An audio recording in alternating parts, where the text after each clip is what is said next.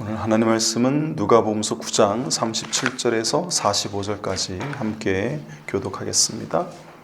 누가복음서 9장 37절로 45절 말씀입니다. 이튿날 산에 내려오시니 큰 무리가 맞을세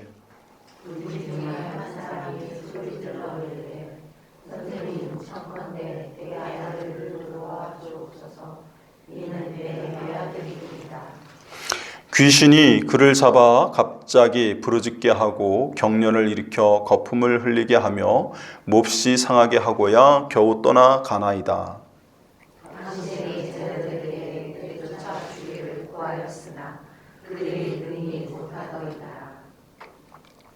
예수께서 대답하여 이르시되 믿음이 없고 패역한 세대여 내가 얼마나 너희와 함께 있으며 너희에게 참으리요 내 아들을 이리로 데리고 오라 하시니 올 때 귀신이 그를 거꾸로 들이고 심한 병변을 일으키게 하는지라. 예수께서 더러운 귀신을 꾸짖으시고 아이를 낳게 하사 그 아버지에게 물어주시니 사람들이 다 놀라 위험에 놀라니라. 그들이 다 그 행하시는 모든 일을 놀랍게 여길세 예수께서 제자들에게 이르시되 이 말을 너희 귀에 담았라. 인자가 장차 사람들의 손에 넘겨지리라 하시되 그들이 이 말씀을 알지 못하니 이는 그들로 깨닫지 못하게 숨긴 바 되었음이라. 또 그들은 이 말씀을 묻기도 두려워하더라. 아멘. 할렐루야. 오늘 성경 말씀은 귀신 들린 아이를 치유해 달라는 아버지의 청을 받아서 예수님께서 변화산에서 내려오신 직후에 치유하신 이야기와 그리고 두 번째 순환 예고가 연이어 나오는 본문입니다.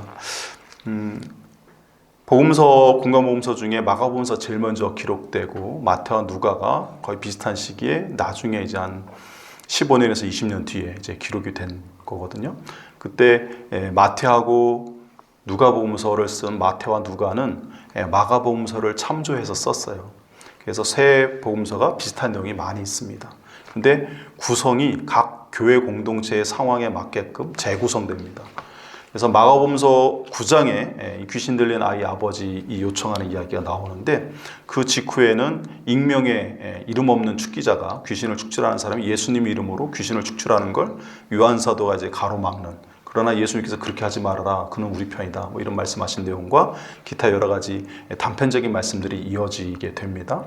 그에 비해서 이 누가복음서에서는 방금 말씀드린 바대로 예수님의 순환 예고와 두 번째 순환 예고가 연이어 나오는 것을 볼 수 있어요. 뭐냐면 이 구성을 어떻게 하느냐에 따라서 그 저자의 의도가 반영되듯이 이 의도가 다르다는 거예요. 그러니까 이 오늘 본문 말씀에 두 번째 귀신 들린 첫 번째 이 귀신 들린 아이 이야기가 이제 먼저 나올 때 내용도 보면 마가복음서와 조금 다른 부분이 있어요. 예를 들면 마가복음서와 마태복음서에서는 제자들이 예수님의 이름으로 귀신을 축출하려고 했는데 못했거든요. 근데 그거에 대해서 나중에 이제 예수님께 제자들이 몰래 이제 여쭤보는 장면이 나와요. 그리고 거기에 대한 예수님의 이유를 설명해 주십니다. 근데 누가복음서에는 그 내용이 일체 없어요. 그리고 그 반대로 또 뭐가 있냐면 누가복음서에는 그 당시에 그 모든 걸 지켜본 무리들의 반응을 소개하고 있어요. 오늘 성경에 보면 하나님의 위엄에 놀랐다라고 하는 43절에 그러한 내용이 잘 나와 있고, 또 그들이 다 그 행하시는 모든 일을 놀랍게 여길세라고 하는 말씀이 나옵니다. 그리고 그것과 관련해서 예수님께서 두 번째 순환 예고를 하시는 것으로 이게 자연스럽게 이제 연결되어져 가는 구성으로 누가복음서가 구성되어 있는 것을 보게 됩니다. 그래서 이 누가가 이렇게 전개하는 데는 마가와는 다른 관점에서 자기 교회 성도들에게 이 말씀을 인용해서 지금 어떤 교훈을 주기 위해서 하고 있는 건데 그런 것들을 좀 자세히 좀 살펴보고자 합니다. 일단 이 아이의 아버지는 예수님이 변화산에서 올라가서 기도하실 때 그때 3명의 제자만 데리고 가셨죠. 베드로, 야고보, 요한 늘 데리고 다니시는 제자들 데리고 산에 올라가서 기도하실 때 나머지 9명의 제자들이 산 아래에서 예수님을 기다리고 있는데 그때 이제 데리고 옵니다. 자기 아들을. 근데 이 아들은 마가복음서에 하면 벙어리 귀신인 벙어리 말 못하게 하고 귀 먹게 하는 그런 귀신이에요. 근데 이 귀신이 단지 그런 질병만 갖다 준 귀신이 아니고 오늘 성경에 나와 있듯이 이제 막 부르짖게 하면서 몸을 격동시키게 하고 자해하게 하고 막 그런 일들을 수시로 하는 그런 귀신이에요. 그래서 굉장히 사나운 귀신이 들렸구나 하는 사실을 알 수 있는데 또 어린 아이가 그렇게 들렸다는 거예요. 일반적으로 여러분들이 한 가지 아셔야 되는 게 뭐냐면 귀신이 우리 몸에 들어오려면 그 마음의 심령 상태가 굉장히 황폐화되어 있어야 가능한 일이에요. 악한 일들을 많이 해서 죄악에 찌들어 있든지 아니면 마음의 상처가 너무 많아가지고 절망 속에서 스스로를 저주하거나 막 힘들어하는 그런 고통에 놓여 있는 영혼들에게 귀신들이 들어가는 거지 건강하고 믿음 좋고 행복한 심령에 귀신들이 들어가는 게 아닙니다. 그래서 귀신에게 사로잡혀서 이 정도의 심각한 질병을 앓고 있다는 건 더군다나 아이들에게서는 보통 볼 수 없는 일들이거든요. 그러니까 이 아버지의 가정에 뭔가 큰 문제가 있든가 아이가 학대를 받았든지 아무튼 큰 어떤 문제가 또 있었을 거라고 생각이 돼요. 그렇지만 어쨌든 아이의 아버지가 아이를 살리기 위해서 지금 이제 예수님께 이제 데리고 온 거거든요. 근데 이 데리고 왔는데 제자들이 주님 은혜 안 계시지만 자신 있게 자신들이 고치겠다고 나섰어요. 나설 수 있었던 게 뭐냐면 마가복음서에 하면 이 예수님께서 변화산에 올라가시기 직전에 제자들과 갈라지기 직전에 어떤 일이 있었냐면 오병의 기적도 행하시고 제자들은 선교 파송 갔다가 와가지고 예수님께 선교 보고를 하는데 굉장히 긍정적인 보고를 해요. 막 우리가 귀신도 고치고 쫓아내고 병도 고치고 했습니다. 뭐 이런 내용들의 보고를 해요. 그러니까 제자들이 지금 그런 것들을 체험한 상태예요.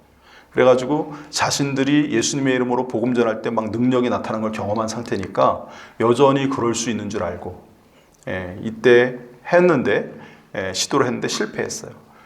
큰 소리 떵떵 치면서 했는데 실패하니까 그 옆에서 지켜보던 바리새파하고 서기관들이 이거 문제가 있구나 해서 건수 잡았다 해가지고 논쟁이 크게 붙습니다.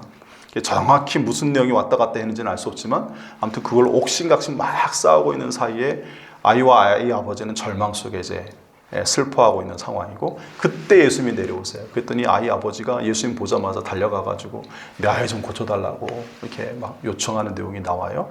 근데 이제 이미 제자들에게 절망적인 어떤 모습을 봤기 때문에 확신을 하지 못한 상태에서 할 수 있거든 내 아들 좀 고쳐주십시오 이렇게 얘기하니까 할 수 있거든이 무슨 말이냐 믿는 자에겐 능치 못할 일이 없다. 주님이 이 말씀으로 꾸짖으니까 내가 믿나이다 하면서 아버지가 즉시 막 믿음을 고백하면서 주님 제발 좀 내 아이를 고쳐달라고 이렇게 하니까 주님이 이제 그 아이를 고쳐주셔요. 근데 오늘 성경 말씀이 재밌는 건 뭐냐면 마가복음서와 다르게 한 가지 이 귀신을 고치려고 할 때 아이를 데려오라고 하니까 이 귀신이 42절에 나와 있듯이 예수님께 나올 때 귀신이 그 아이를 거꾸로 때리고 심한 격려를 일으켰다 하는 내용을 볼 수 있어요.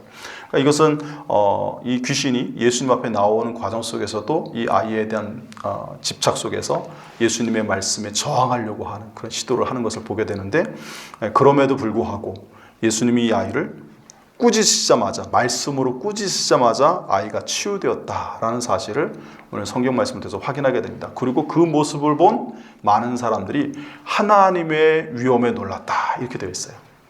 그러니까 예수님의 말씀으로 어미 꾸짖는 그 말씀 한마디에 그 강력한 귀신이 꼼짝 못하고 쫓겨나가는 것을 보면서 하나님의 위엄이 있었군. 위엄을 예수님이 보여주셨다 이렇게 생각하는 거예요. 그러니까 예수님이 단지 귀신을 축출한 것에 대해서 놀라운 능력으로 신적인 능력으로 쫓아낸 사실에 주목한 게 아니고 그것도 물론 받겠지만 그보다 이런 일들이 가능케 됐던 것 그리고 예수님이 행하신 그것의 의미가 하나님의 위엄을 나타내는 일이고 귀신들은 하나님 앞에 꼼짝 못하는 존재구나 뭐 이런 것들을 이제 깨닫게 이들이 되었다라는 거죠. 그래서 그 모습을 지켜본 무리들이 예수님의 하나님의 도구 되심 그리고 예수님을 통해서 하나님의 위엄이 나타난 이 모든 것들을 보고 예수님에 대해서 굉장히 이제 충격을 받았던 것 같아요. 여기서 이제 놀랍게 여겼다라고 하는 그 표현들이 성경에 조금 긍정적인 이미지는 아니에요. 저 사람이 저렇게 할 거라고 생각하지 않았는데 어떻게 저런 일을 하셨을까라는 어떤 그런 의미가 강하거든요. 그러니까 이때 이 일이 얼마나 그들에게 큰 충격이었는가 하는 것들을 우리가 이제 여기서 확인할 수 있는 부분이고요. 근데 오늘 뒷부분에 아까 지적해서 말씀드렸다시피 예수님이 이 아이에게 들린 귀신을 내어쫓는 것만 보고 놀란 게 아니고 다 그 행하시는 모든 일을 놀랍게 여겼다. 이렇게 되어 있어요. 그러니까 예수님이 이때 귀신 들린 아이만 쫓아낸 걸 본 게 아니고 수많은 기적과 이적을 아마 행하셨던 것으로 보입니다. 그리고 그 모든 것들을 다 놀랍게 여겼다. 매우 그것을 보고 당황스러워했다. 그리고 생각지 못한 그걸 보고 굉장히 큰 반응을, 격전적인 반응을 보였다. 이렇게 이제 생각할 수 있는 것이죠. 그러니까 이렇게 무리들이 굉장히 사람들이 호의적이고 기대에 찬, 그리고 그것이 점차 고조되어 가는 그런 모습을 보여요. 근데 바로 그 순간에 주님이 뭘 하십니까? 오늘 성경 말씀을 보면 44절에 이 말을 너희 귀에 담아두라 라고 말씀하세요. 귀에 담아두라는 건 우리식 표현으로 하면 마음에 담아두라는 말씀이죠. 명심해라, 잊지 말아라, 기억해라, 반드시 그것을 지켜라, 뭐 이런 얘기인데 그 내용이 뭡니까? 인자가 장차 사람들의 손에 넘겨지리라 하는 말씀을 하시면서 이 말씀을 너희 귀에 담아두어라, 잊지 말아라, 이렇게 얘기하시는 거예요. 지금 사람들은 예수님의 행하시는 놀라운 기적과 하나님의 위엄이 나타나는 이 사건을 보면서, 경험하면서 예수님에 대해서 굉장히 놀랐고, 그러면서 이제 기대를 하고 예수님에 대해서 경외로운 눈으로 이제 바라보고 있는 상황인데, 그때 타이밍에 예수님이 어떻게 보면 정반대의 말씀을 하시는 거죠. 사람들의 기대를 완전히 거꾸로 이제 나는 곧 사람들의 손에 넘겨질 것이다 이렇게 표현했는데, 이게 이제 2차 순환 예고라 그랬잖아요. 1차 순환 예고 때 이미 예수님이 내가 십자가에 사람들의 손에 넘겨서 십자가에 달릴 것이고 3일 후에 부활할 거야, 이 말씀을 하셨단 말이에요. 그러니까 가이사랴 빌립보에서 베드로가 신앙 고백한 직후에 주님께서 그때도 아주 기대에 차서 막 이렇게 행복한 회로를 돌리고 있을 때 예수님이 순환 예고를 하시면서 그런 말씀을 명확하게 하셨거든요. 그러니까 제자들이 이미 예수님이 이 말씀을 할 때 이게 사람들 손에 넘겨지라는 게 이제 십자가에 넘겨진다, 거기서 죽는다라는 것과 이제 연결해서 이해할 정도의 지식을 이미 예수님이 알려주신 상황이에요. 그러니까 제자들이 이 표현만 듣고도 이게 무슨 말씀인지 어느 정도 내용은 알고 있는, 그러나 그 의미는, 그리고 이것이 무엇을 시사하는지, 그리고 이것이 일어날 것인지에 대해서는 아직 확신하지 못하고 잘 깨닫지 못하는 상황이에요. 그래서 성경에 보면 그들이 이 말씀을 알지 못하니 라는 표현을 성경에서 보게 됩니다. 그러니까 예수님 제자들이 지금 1차 순환 예고 이후에 지금 2차 순환 예고고, 성경에 의하면 3차 순환 예고까지 하셔요. 그러고 나서 예수님이 예루살렘 올라가서 이제 십자가를 지시게 되거든요. 근데 그때마다 제자들이 보여준 모습은 어땠습니까? 예수님은 십자가에 내가 이제 잡혀서 십자가를 지고 그 다음에 이제 죽게 될 거야, 그러나 3일 만에 다시 부활한다, 이런 말씀을 했지만 제자들은 그 사실을 처음부터 반대하면서 예수님의 그 말씀을 무시해요. 마음에 담아두지 않고 여전히 자신들의 생각에 행복 회로를 돌리죠. 그러면서 예수님의 나라를 세우면 누가 높은 자리를 차지할 것이냐를 놓고 예루살렘에 올라가는 그 시초부터 시작해서 예루살렘에 당도하는 그날까지 계속해서 자기들끼리 싸우고 논쟁하고 시기 질투하고 다투는 모습을 보잖아요.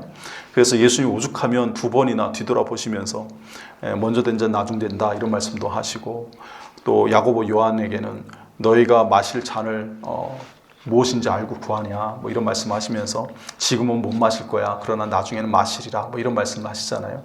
그러니까 지금은 나를 따라서 순교 못하지만 나중에는 순교할 기회가 있을 텐데 그때는 야고보가 이제 순교하잖아요. 그러니까 순교하게 될 거야, 뭐 이런 얘기를 이제 은유 비유를 통해서 이제 표현을 해 주셨어요. 그러니까 그러면서 이제 막 꾸짖죠. 제자들에게 정신 차리라는 거죠.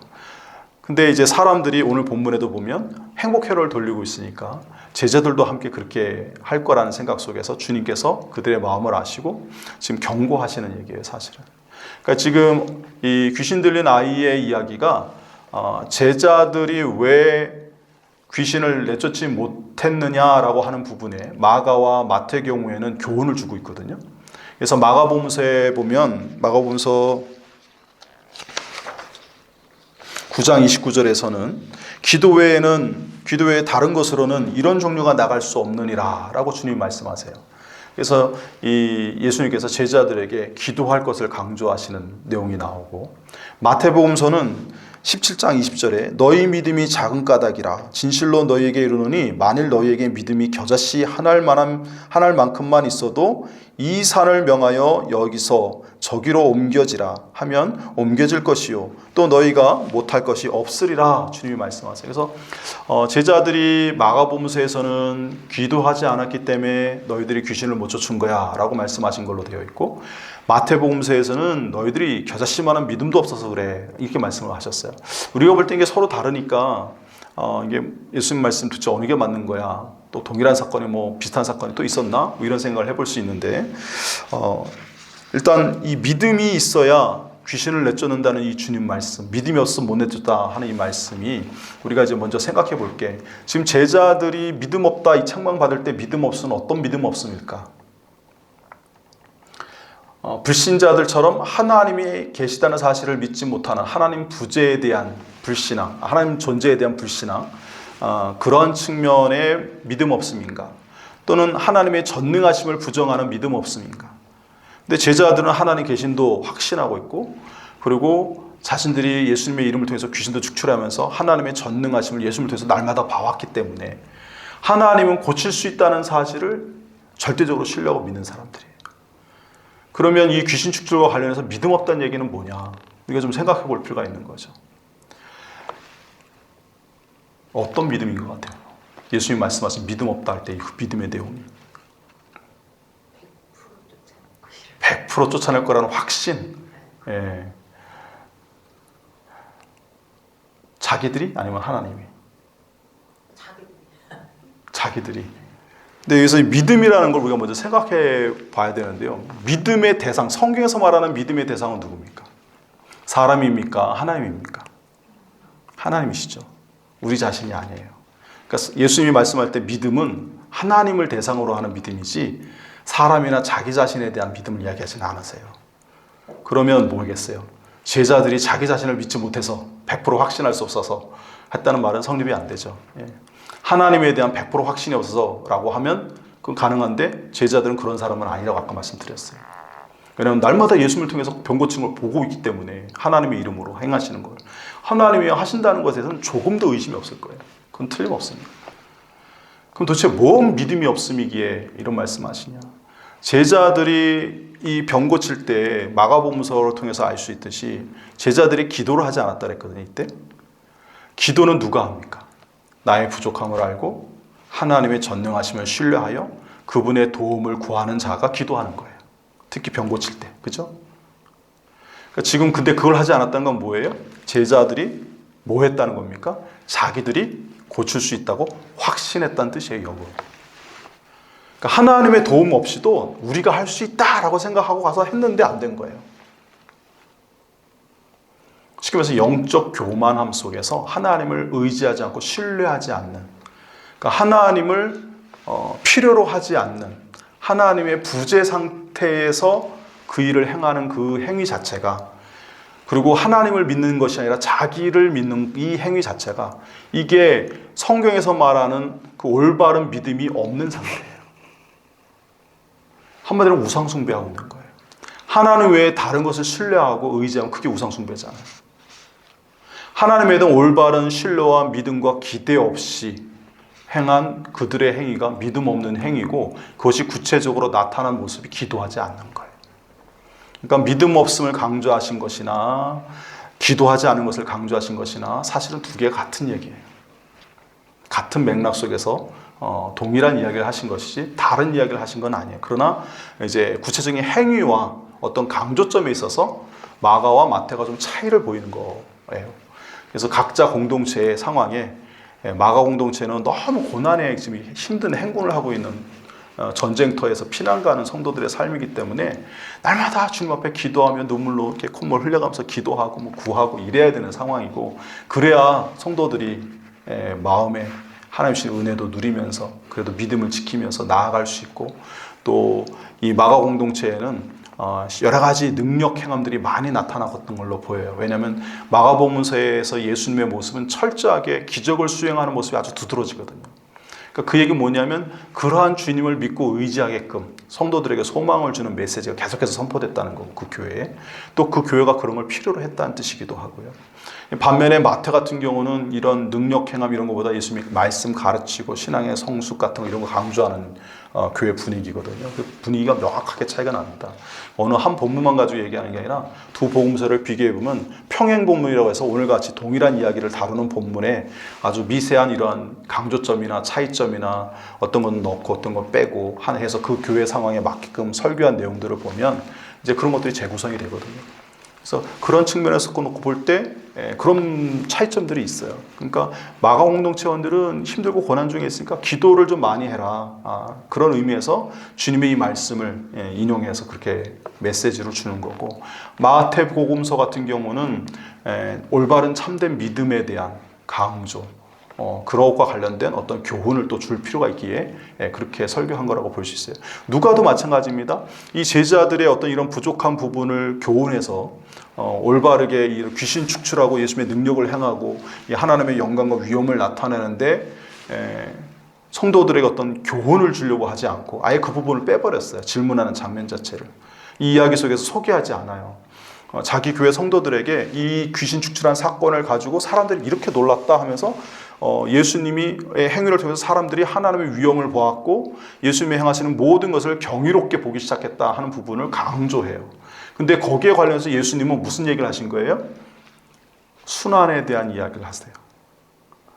사람들이 기대하고 생각하는 방향대로 그런 일들이 일어나는 것이 아니라 예수님이 1차적으로 이미 가이사랴 빌립보에서 말씀하신 대로 이제는 순환과 죽음과 나중에 이제 부활이지만 일단은 고난의 시기가 다가오고 있다는 사실을 예수님이 말씀하고 계시면서 제자들에게 헛된 망상 속에 사로잡히지 말고 이 능력 행하는 거, 병 고치는 거, 하나님께 영광 돌리는 거 이런 것도 중요하지만 지금은 우리의 마음을 좀 가라앉히고 이 고난과 순환에 대해서 잘 준비할 필요가 있다.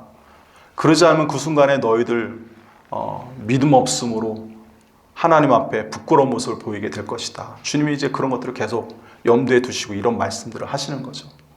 오늘 성경에도 나와 있듯이 아주 누가의 독특한 표현들이 들어가요. 이는 그들로 깨닫지 못하게 숨긴 바 되었음이라 또 그들은 이 말씀을 묻기도 두려워하더라 하는 표현이 들어가요. 그러니까 마가복음서에 없는 내용. 그러니까 이제 누가가 이 부분에 대해서 다른 전승을 참조했든지 어쨌든 주님 말씀과 관련해서 이 사건과 관련해서 그때 당시에 제자들의 생각과 왜 그랬는지에 대한 이유를 밝히고 있는 거예요. 일단 이 이때에 제자들이 예수님의 뜻을 제대로 알지 못하고 순환과 고난을 생각지 않고 세상 사람들처럼 예수님의 영광과 위엄을 쫓으려고 그걸 소망하고 기대하는 그런 망상의 그 당시로서는 그런 것에 사로잡혀 있었던 이유가 뭐냐 할 때 제자들을 책망하지 않아요. 마태와 마가 같은 경우는 제자들의 부족한 점이 뭐라고 콕 집어서 얘기하잖아요. 근데 여기서는 제자들의 잘못이 아니에요. 뭘로 나옵니까? 이 말씀을 알아듣지 못한 이유가 그들로 깨닫지 못하게 숨긴 바 되었다는 거예요. 하나님이 숨기셨고 주님이 숨기셨는데 우리가 어떻게 깨달아요? 그죠? 제자들이 잘못이 아니죠. 그렇게 되면. 그럴 수밖에 없는 거예요. 제자들 그때. 거기까지는 누가가 인정을 합니다. 근데 이 말씀을 묻기도 두려워하더라 라는 표현을 써요. 묻기도 두려워하더라. 이게 무슨 얘기입니까? 물었어야 됐다는 거죠. 물었어야 됐다는 거예요. 잘 모르면 물어봤어야 됐다는 거예요. 근데 묻기도 두려워하더라 라는 표현 속에 뭔가 좀 모호함이 들어있어요. 두려워했다는 건 뭡니까? 뭔가 머릿속에 두려워하는 어떤 내용이 있다는 거예요. 그죠? 이 시기에 제자들에게 예수님이 영광을 추구하지 말고 하나님 위엄, 병 고친 거 이런 거 집중하지 말고 예수님 말씀한 순환에 대해서 대비해야 돼 이 말씀을 하시는데 제자들의 머릿속에 묻기도 두려워하는 마음이 있었다라고 할 때 이 두려워하는 마음은 뭘까요? 제자들이 바라는 것과 다른 일들이 현실이 될까 봐 두려운 거예요. 제자들은 예수님을 왕으로 모시고 그 나라를 세워서 누가 높은 자리에 차지할 것이냐 가지고 지금 옥신각신 아주 치열하게 싸우고 있는 상황이거든요. 머리회를 그렇게 돌리고 있는 거예요. 그러니까 거기에 골몰하고 있다 보니까 예수님 말씀이 잘 들어오지 않아요. 예수님 명확하게 말씀하시는데 3번이나 얘기하시는데도 이 십자가 지시고 돌아가실 때까지 그 의미를 못 깨달아요. 근데 그거에 대해서 누가는 이거는 숨기셨기 때문에 우리가 모르는 거야. 그러니까 성령을 우리가 받은 이후에는 명확하게 알게 되는데 성령을 받기 전에 몰랐잖아요, 제자들이. 그러니까 하나님께서 우리에게 알게 해주셨으면 그때도 알 수 있었을 텐데 우리가 몰랐어. 뭐 이런 이제 내용 좀 있어요. 그래서 제자들의 잘못만은 아니다 하면서 약간 경감시켜주는 모습이 있어요. 그럼에도 불구하고 약간의 후회하는 마음이 그 다음에 나오는 거예요. 이 말씀을 묻기도 두려워하다. 그때 우리 머릿속에 명확하게 알고 있는 건 아니었지만 숨기셨기 때문에 숨겨서 몰랐다는 건 뭐예요? 나중에 드러냈을 때는 알게 된다는 뜻이잖아요. 근데 이때에도 이미 사실 우리 마음속에 어렴풋이 그거에 대한 두려움, 생각이 있었다는 거예요. 다만 그게 설마 그렇게 될까? 그리고 우리 마음속에 그걸 절대로 원치 않고 있기 때문에 그냥 애써 무시하고 이제 회피하고 외면하고 했던 거라는 거예요. 마치 꿩이 위기에 처하게 되면 현실을 도피하기 위해서 몸은 다 드러낸 채 머리만 숨긴다고 그러잖아요. 꿩 자체가. 그래서 우리가 이 회피하고 도망가는 사람들에 대해서 이제 꿩 같다고 이렇게 표현을 하는데, 이 제자들이 지금 마음속으로 그 찜찜함이 있고 의혹이 있고 두려운 마음이 드는데 이것을 갖다가 그냥 애써 서로 모른 채 하면서 아니야 그럴 리가 없어, 우리가 원하는 바대로 주님이 왕이 되시고 우리는 높은 자리에 오고 부귀영화를 우리가 누릴 거야, 뭐 이런 생각을 하면서 물론 의로운 하나님 나라를 추구하는 가운데 개인적인 영광을 추구하는 거죠. 어쨌든 그런 마음으로 이렇게 그것을 간절히 바라니까 자꾸 그쪽으로 가려고 하는 거죠. 근데 만약에 이때 제자들이 예수님의 이 순환 예고에 대해서 모른 척하거나 못 들은 척할 게 아니라 누구라도 예수님께서 주님 그때 정말 어떤 과정으로 예수님이 사람들 손에 넘겨집니까? 그리고 어떻게 십자가에 달리십니까? 그리고 어떻게 부활하시는 겁니까? 뭐 이런 것들에 대해서 좀 구체적으로 질문을 했으면, 그리고 왜 그래야 하셔야만 합니까? 하시면 주님께서 몇 번 이렇게 질문하고 하면 아마 제자들에게 약간의 힌트를 주시지 않았을까? 그리고 제자들이 거기에서 몇 마디의 말씀이라도 뭔가 더 들으면서 그 순환의 때에 올바르게 반응할 수 있는 마음의 준비나 또는 지식이나 여러 가지 이런 것들을 준비할 수 있지 않았을까 하는 그런 누가의 후회하는 마음이 저는 여기에 좀 담겨 있지 않는가 싶어요. 물론 이건 제 개인적인 본문 말씀에 대한 이해입니다. 그래서 그들은 이 말씀을 묻기도 두려워하더라. 이 부분을 굳이 왜 썼냐는 거죠. 그때 물었어야 됐다는 거예요. 두려움이 있더라도. 그 말이 현실이 되더라도. 근데 우리가 신앙생활을 하면서 종종은 아니더라도 간혹 이럴 때가 있는 것 같아요. 하나님의 말씀이 명확하게 우리에게 뭔가 주어진 말씀이 있어요. 근데 내가 바라는 건 이쪽이에요. 하나님 말씀과 달라요. 근데 하나님이 어렴풋하게 지나가게 내 마음에 이게 뭔가 주시는 마음이 있는데 그 마음은 내가 원치 않는 거예요. 그럴 때 우리가 그것을 확인하려고 하거나 주님께 구체적으로 주님 이 마음을 자꾸 주시는데 무슨 말씀입니까? 왜 이런 마음 주십니까? 왜 자꾸 찜찜하게 하십니까? 뭐 이렇게 물어가지고 알고 밝혀가지고 그냥 어쨌든 정면으로 이게 나아가서 뭔가 이제 아니면 아니고 길면 길고 이게 확 구분해서 태도를 정하고 하나님의 말씀에 순종해야 되는 상황이면 내 거 내려놓고 순종하면 참 좋겠는데, 우리가 대부분 그렇게 하기보다는 내가 원하는 것을 계속 유지하고 싶은 마음에 어떻게든 내가 원하는 바를 이루고 싶은 욕심에 그게 좋은 거라고 착각한 상태에서 자꾸 하나님 말씀을 모른 척하거나 외면하거나 뒤로 제쳐놓는 그런 모습을 우리가 보일 때가 있습니다. 근데 여러분, 우리가 하나님 안에서 그렇게 하면 나중에 후회하게 돼요. 여러분, 하나님의 생각과 우리의 생각은 성경에 다르다고 나옵니다. 그리고 하나님의 생각과 우리의 생각은 하늘과 땅만큼 차이가 있다 이렇게 말씀하고, 이 세상의 참된 지혜는 하나님이 참 지혜자이시고 하나님을 경외하는 데서 참 지혜가 얻어진다고 성경은 말씀해요. 우리가 어리석은 잘못된 길을 걷지 않기 위해서는 하나님을 경외하고 하나님 말씀과 하나님의 뜻을 추구할 때 우리가 그런 삶을 삽니다. 반대로 하나님 말씀과 다른 내 생각을 고집하거나 내 뜻을 주장하거나 이렇게 해주시면 좋겠다고 강변하고 또는 하나님 말씀과 반대되는 길을 가면서 자꾸 하나님 모른 척하려고 해봐야 여러분 그것이 실현이 됩니까? 안 됩니까? 이 세상의 모든 것은 우리의 뜻대로가 아니라 하나님 뜻대로 이루어집니다. 우리가 요즘 기도 제목 놓고 이제 우리의 뜻이 이루어지길 소망하고 기도하는데, 우리가 이 기도를 하면서 명확하게 아셔야 될 게 뭐냐면, 우리가 이 제목을 놓고 기도를 하지만 그 제목과 관련해 우리의 뜻이 이루어지는 게 아니고 하나님의 뜻이 이루어지는 거예요. 근데 그게 우리의 뜻보다 훨씬 더 좋은 거예요. 물론 하나님의 뜻과 우리의 뜻이 일치돼서 우리가 원하는 바가 그대로 성취될 수도 있어요. 근데 정반대로 우리가 아무리 머리가 굴리고 생각해봐도 이건 이렇게 해야 하나님 뜻대에서도 맞는 것 같고 우리에게도 좋은 것 같고 한데 안 들어지고 오히려 정반대로 더 힘들게 하실 때도 있어요. 쉽게 말해서 우리가 흔히 기도 응답 안 됐어 뭐 이렇게 생각할 만한 결과를 얻게 하실 때도 있어요. 근데 우리가 그 문제를 놓고 열심히 기도했는데 그런 결과가 나왔다면 그건 하나님 뜻이에요. 근데 거기엔 이유가 있겠죠. 하나님께서 그렇게 하시는 데는 이유가 있거든요. 반드시 선하신 이유가 있고 우리에게 유익하기 때문에 그렇게 하신 이유가 있습니다. 우리 그걸 갖다가 묻고 구하고 알고 그래서 고칠 것이 있으면 고치고 또 인내해야 될 상황이면 인내하고 하면 되는데 그걸 묻지 않고 실망해서 딴 생각을 하고 그냥 하나님하고 멀어지는 안타까운 경우들이 간혹 있지 않습니까? 그래서 우리가 취해야 될 태도는 하나님 말씀에 뭔가 두려움을 느끼거나 또는 하나님의 응답에 내가 뭔가 마음에 들지 않거나 또는 방금 말씀드린 같은 그런 경우에라도 우리는 가장 지혜로운 선택은 하나님께 묻는 거예요. 단도직입적으로. 하나님 이게 왜 이렇습니까? 그게 무슨 말씀입니까? 제가 이해가 안 됩니다. 알려주십시오. 요즘 우리가 그 씨 뿌리는 비유 우리가 살펴봤잖아요. 2주에 걸쳐서.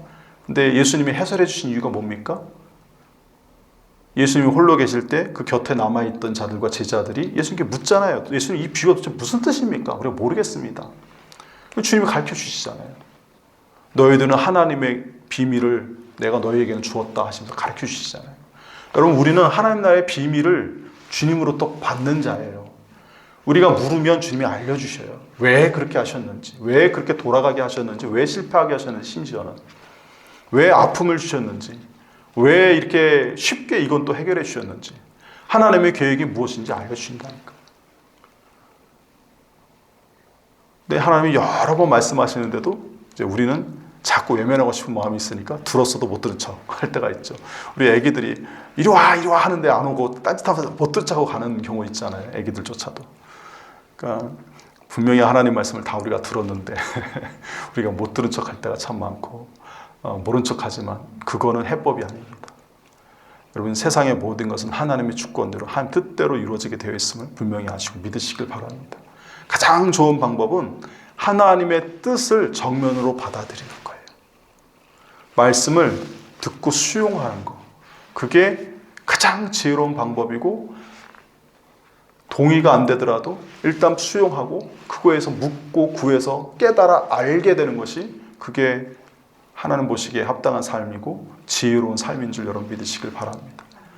그래서 힘들고 어렵고 할 때 특히 주님 앞에 나와서 기도 열심히 하시되 하나님이 어떤 감동을 주시든 그 말씀에 일단은 믿음으로 아멘 하십시오. 그러고 나서 이해가 안 되면 물어보십시오. 그러면 하나님이 여러 가지 사건들을 통해서 그때라도 깨닫게 해주시든 또는 세월이 지난 뒤에도 깨닫게 해주시든 반드시 그 부분에서 깨닫게 해주세요. 그래서 하나님을 우리가 대하는 방법 중에 하나가 묵상이라는 말씀, 하나님 말씀을 묵상하는 게 있잖아요.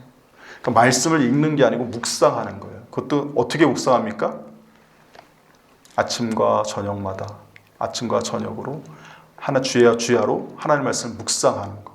그런 자가 복이 있다고 하시잖아요. 그래서 하나님 말씀에 대해서 궁금한 게 있으면 자꾸 질문하시고 물으시고 구하시고 그래서 그 말씀에 우리가 전적으로 동의하고 순종할 수 있기를 바라고 그리고 하나님이 주시는 그 은혜와 이런 모든 것들이 세속적인 영광이 아니라 하나님 나라에서도 영원한 영광으로 하나님께서 주시는 것들을 다 받아 누리시기를 축원드립니다. 기도합니다. 사랑과 은혜가 충만하신 하나님 아버지, 우리 새소망교회 모든 성도들 놀라운 일들을 경험할 때 우리가 그걸 통해서 더 큰 하나님의 능력을 소망하고 또 그러한 영광의 때만을 구할 때가 있습니다. 더 큰 영광을 기대할 때가 있습니다. 그러나 주님 나라에 가는 그 여정 속에서는 때로는 주님처럼 십자가를 지셔야 되고 때로는 순환을 당해야 되고 고난의 길에 접어들어야 될 때도 있고 또 오랜 시간 인내하는 그 순간도 있습니다. 그런 모든 과정에 하나님의 가장 좋고 선한 길로 인도하시는 그런 과정 중에 우리가 하나님의 크신 뜻과 그 사랑하심을 늘 기억하여서 하나님 말씀을 아버지 외면하거나 무시하거나 회피하려는 것이 아니라 온전히 그 말씀을 받고 순응하여 순종하며 나아가는 믿음의 종들 되게 하여 주옵소서. 아버지 그러나 그렇게 하기엔 우리의 지혜가 부족하고 하나님 믿음이 부족할 때가 많습니다. 아버지 하나님, 우리 안에 참된 믿음과 지혜가 있길 원합니다. 특별히 하나님을 경외하는 믿음이 있게 하여 주옵소서. 하나님을 경외하는 지혜가 있게 하여 주옵소서. 궁금한 것들을 하나님께 묻고 구할 때 하나님 또 우리 성도들에게 깨달을 수 있는 은혜 주시길 원합니다. 보고 듣고 깨달을 수 있는 영적인 눈과 귀가 열리게 하여 주옵소서. 예수 그리스도는 축복하며 기도하옵나이다. 아멘.